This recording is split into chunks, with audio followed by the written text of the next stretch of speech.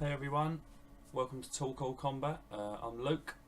Today we're basically just going to be going over UFC 156, a bit of a recap of the card, also to talk about how terribly my picks went.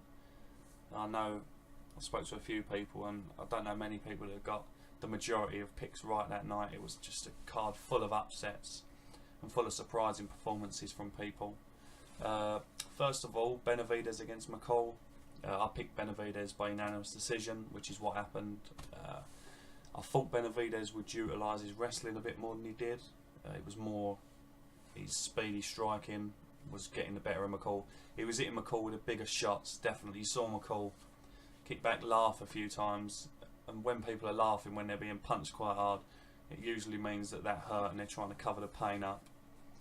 Yeah, he hit him with some heavy shots. McCall won the second round. He got a couple of takedowns.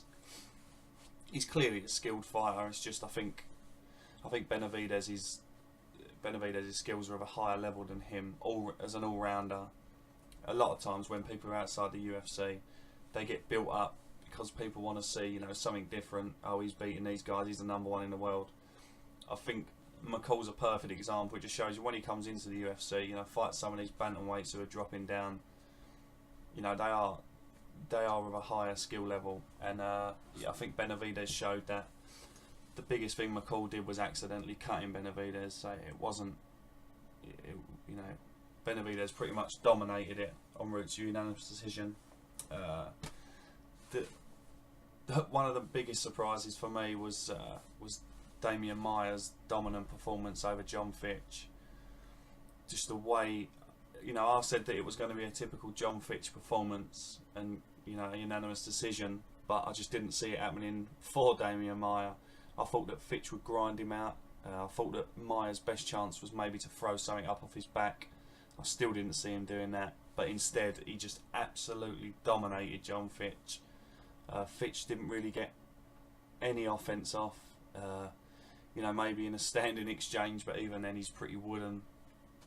Yeah, it was all Maia.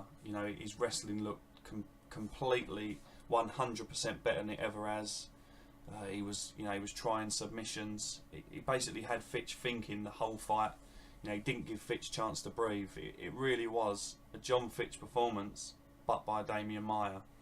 And where this leaves him in the division, it's anybody's get. No one except for maybe GSP. I know Hendricks knocked him out, but in terms of a complete and utter drubbing of John Fitch, no one's ever done it that good. Apart from GSP, who's a champ. So where Maia goes from here, the sky's the limit really. I'd like to see him put in with someone heavy-handed with good wrestling defence. To see how he'd do against that. Someone like him, he's obviously not because Hendrick's going to be number one contender, but someone like Hendrick, someone quality. He needs to step up, definitely. He's maybe a couple of fights away now from a title shot, so, Maia's going places, and he's doing better than I ever thought he would when he dropped to welterweight. He's looking really impressive.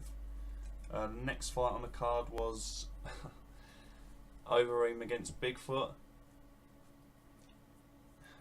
It was just dreadful from Overeem. I picked that as the fight I was most looking forward to. I spoke about being an Overeem fan. Spoke about the fact that I thought he was going to get a first round knockout, and it was anything but. He showed a complete lack of respect for Bigfoot in the build up. The press conference, the weigh-in, his interviews. Basically talking about Bigfoot like he was going to breeze him and then go on to his title shot, win the title and rule the world. When you've got that much of an ego, it's only a matter of time before you're going to slip, and boy did Overeem slip in this fight. He started off just like when I watched the Lesnar fight first time. I said he was slightly tentative with his strikes. For someone who's a K1 world champ, I don't think he throws his hands as freely as you'd expect. He seems to hesitate before he throws a lot of the time. I don't know if that's because of how many times he's been knocked out in MMA prior to coming to heavyweight. Maybe he's still got a fear of being knocked out. But yeah, he didn't throw as loosely as I expected him to. Second round, he was just content, to stay on top of Bigfoot and grind him out. I mean, he was throwing some big ground and pound shots, but he just stayed on top of him. I expected him to engage in a completely stand-up fight, if I'm honest. Yeah, the whole time he had his hands down, chin up, you know, basically just showing complete disregard for someone of Bigfoot's size, you know, and he's of relative quality. And then yeah, third round, he just used his face to block punches, and he got knocked out. I mean, I found it completely embarrassing. I thought it was a terrible performance from Overeem. It's knocked him down so far in that division now. I don't know what's... I mean, obviously, with name recognition, he's probably not too far away from a title shot still, luckily for him. But yeah, in terms of what the fans think of him and his, you know, the aura that was built around heavyweight Overeem, it's just completely gone. Just shattered by someone that Velasquez destroyed and didn't give an inch in a fight. So, you know, that just shows you the difference between them. Yeah, I've lost a lot of respect for Overeem in this fight. I thought he'd at least take it seriously enough to guarantee himself a title shot. But yeah, dreadful performance, and very good by Bigfoot to take advantage. You know, he took what was thrown at him the first 2 rounds, got back up, didn't give up, knocked Overeem out, and then, you know, just completely screamed at him. He couldn't have been happier. Clearly despises Overeem. Where he goes from here is unclear. As I said, he got destroyed by Velasquez. So really, you can't put him back in unless he beats a couple of other high-level guys. I think maybe I'd like to see maybe Barnett fight Silva. If Barnett gets brought in, I think that would be quite a good fight. I wouldn't have minded seeing Roy Nelson Silva, but obviously Nelson's got Congo. But yeah, maybe Barnett Silva would be the next fight I'd like to see. For Velasquez, this has just thrown the heavyweight division into disarray. I don't know who you can make a case for a title shot. There's absolutely no one I want to see. If I'm honest, I'd probably rather see JDS back in against Velasquez. I wouldn't have said that prior to this card, but after watching that, you know what? Would you rather see Struve or Roy Nelson? I don't think so. I think JDS is just about the only person, unless you're going to give Sonnen a call, because you know he'll take it. He'll take any title fight. Moving on to yet another disgraceful, terrible performance which broke all our picks. Rashad Evans against Nogueira. I don't know what Rashad was doing in this fight. I really don't. There must be something going on at the Black Zillions camp where they just want to disregard their opponent and not take fights seriously, because I mean it was just baffling. Rashad Evans, great wrestling, fast striker, great boxing, you know, looked top notch a year ago, and now he's just looking like he doesn't care. The fight with Nogueira was a complete bore. You know, it was a boxing match. I think he took him down once. Yeah, he just let Nogueira dictate the pace. He didn't look like he was in a hurry to try and finish it, to try and pull something off. I really thought that he'd utilise his wrestling, that he'd grind Nogueira. You know, Nogueira's an old fighter. Nogueira's got a lot of wear and tear, and Nogueira just looked as fresh as daisies against him because of Rashad's performance. Yeah, it was terrible. It really was. It's probably the worst I've seen Rashad. Worse than against John Jones, you know, because you're fighting someone who's of phenomenal quality. Here you're fighting someone who's definitely on the tail end of their career. And yeah, he just looked flat. Where he goes from here, again, another fighter whose stock's just plummeted. You know, before this fight they were talking about putting him in against Anderson Silva. On that evidence, Silva would have destroyed him within a round. So, you know, Rashad just goes back down the pile. Whether he wants to pick himself up and he wants to get serious about it again, then maybe he's got a shot. Otherwise, you know, he might as well just be relegated to gatekeeper status for up-and-comers like Rampage. So yeah, this brings us to the main event. Great fight. Finally a fight that lived up to the hype. Finally a fight where neither fighter, you know, was embarrassing or didn't give a great account of themselves. You know, this is what it's about. Both fighters completely wanted it. Both of them give a great performance. You know, it was a brilliant fight to watch.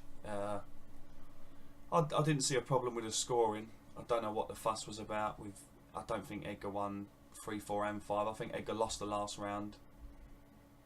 But yeah, I mean, going into the 5th round, I did have it 2-2, and I wouldn't have been... If Edgar would have won that 5th round, clearly though, you know, Aldo's the champ. Edgar needed to win that 5th round clearly, in my opinion, and he didn't do it. If he'd have won that clearly, I'd have had no problem giving it to Edgar.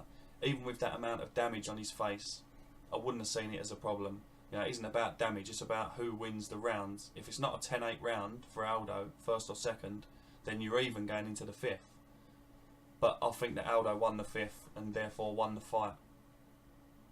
Just in terms of both their performances, Aldo looked like I thought he would the first couple of rounds. I said that he was going to, you know, dust him up with leg kicks. I said that Edgar was going to be showing a lot of wear and tear by the end of it. You know, it did go basically how I thought. I think, for some silly reason, I didn't give much thought to Aldo's gas tank before the fight. You know, I didn't, but I should have, because obviously Edgar always comes back strong. It played out like a typical Edgar fight. You know, took a bit of a battering for the first 2 rounds, and then 3rd and 4th had his comeback. He's a fantastic fighter, Edgar, but he's based off taking a lot of damage, and I don't know how long he can sustain that for. And now he's lost 3 title fights in a row. What do you do? I think he'd be good in the in 145. I think he'll beat the majority of fighters. I do think we'll see him in with Aldo again, if Aldo don't go up. But yeah, overall it was a brilliant fight. Edgar looked great. Aldo looked great. Completely agree with the decision. Yeah, it was just a great main event to cap off quite a decent card.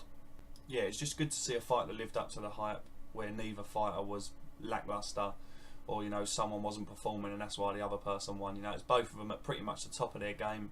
2 great fighters, a super fight, and yeah, it was just brilliant. I really enjoyed it. I enjoyed the card as a whole, apart from the fact that my picks went terribly and I only got 2 out of 5.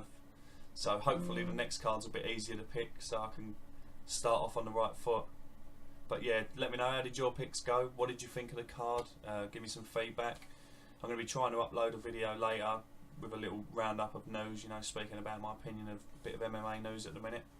Yeah, so thanks for watching, and if you like it, please subscribe.